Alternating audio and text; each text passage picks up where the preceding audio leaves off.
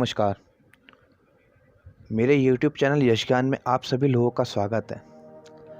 तो आज हम जानते हैं शंकर जी ने सजा दी, रावण ने रच डाला शिव तांडव स्तोत्र। बड़ा ही अद्भुत स्तोत्र है शिव तांडव। आइए जानते हैं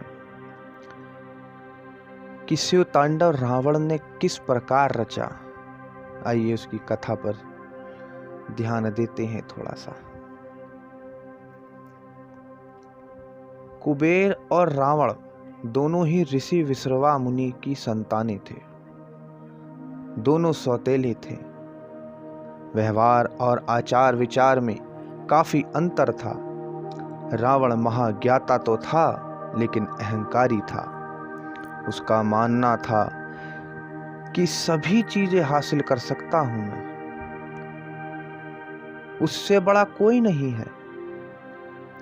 इसी अहंकार के कारण उसके सारे गुण दब गए और वह असुरी प्रवृत्तियों, बुराई और अन्याय का प्रतीक बन गया। रावण के अनेक गुण थे। अपने देश में बहुत स्थानों पर रावण दहन नहीं किया जाता। कहीं कहीं तो वह पूजा भी जाता है।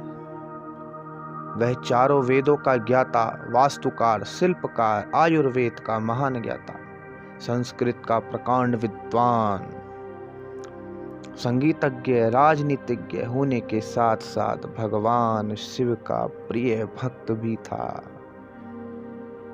कहा जाता है कि ऋषि विश्रवा ने सोने की लंका कुबेर को दी थी,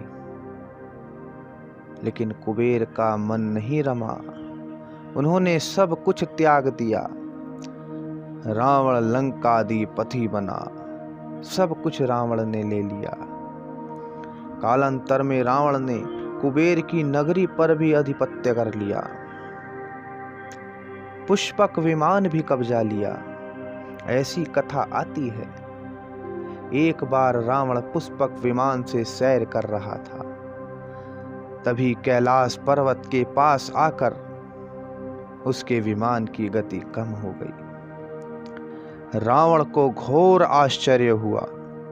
पुष्पक विमान की गति कैसे कम हो सकती है, क्योंकि वो तो बहुत बड़ा अहंकारी था रावण।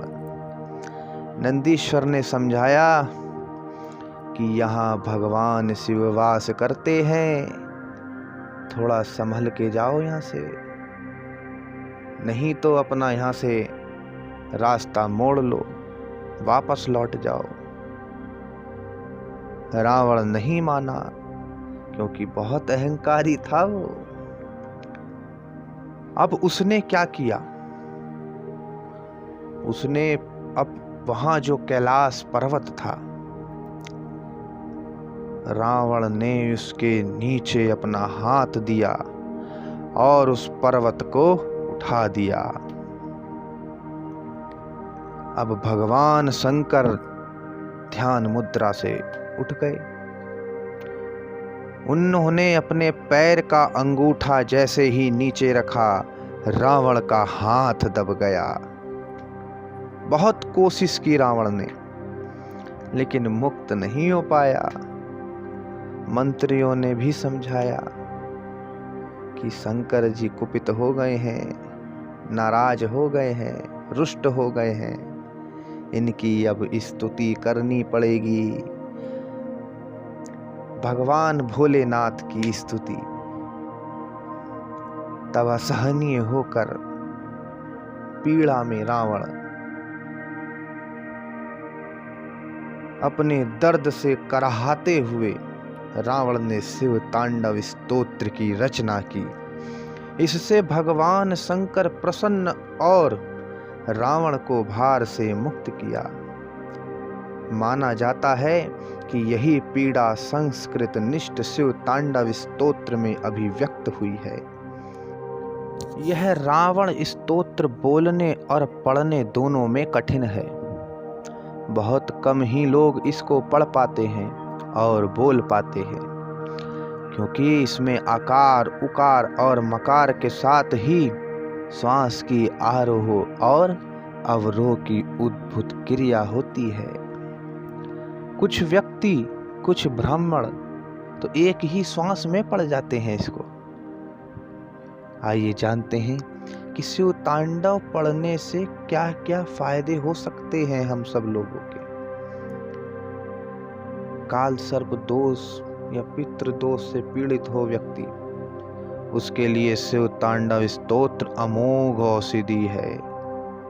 इससे एक बार पढ़ने से ही सारे कष्ट, सारे संकट दूर हो जाते हैं। शिव तांडव स्तोत्र पढ़ते जाइए, शंकर जी को काले तिल से स्नान कराते जाइए, सारे कष्ट दूर हो जाते हैं। तो जैसा कि हमने जाना कि शिव तांडव स्तोत्र की रचना हुई कैसे, हम आपको अगली वीडियो में शिव तांडव स्तोत्र का पाठ सुनाएंगे। उसको आपको समझना है कि रावण की उसमें पीड़ा किस प्रकार दी गई है। तो आज हम अपनी वाणी को यहीं विराम देते हैं, और वीडियो पसंद आए तो लाइक, सब्सक्राइब एंड शेयर कीजिएगा। धन्यवाद।